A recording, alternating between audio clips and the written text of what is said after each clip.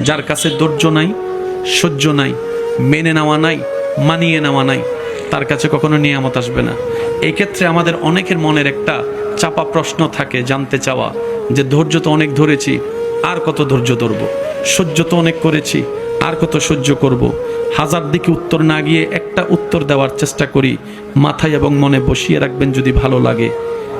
ধৈর্য ততক্ষণ ধরব যতক্ষণ আমাদের রব খুশি না হয়। সুবহানাল্লাহ। যতক্ষণ রব খুশি না হবে ততক্ষণ ধৈর্য, ততদিন ধৈর্য, তত মাস ধৈর্য, তত বছর ধৈর্য। কারণ আল্লাহ তাআলা জানেন কখন নিয়ামত দিলে আমাদের জন্য ভালো হবে, এটা আল্লাহই ভালো জানে। ওই হুকুম আসা পর্যন্ত অপেক্ষা করতে হবে, এটার নামই ধৈর্য। কোনো হা হুতাশ করা যাবে, আফসোস করা যাবে? আল্লাহ দিল আলহামদুলিল্লাহ, না দিল আলহামদুলিল্লাহ। সুখ আপনাকে খুঁজতে হবে না, দেখবেন সুখ আপনার ঘরে নিজে থেকে চলে আসবে। বলেন সুবহান।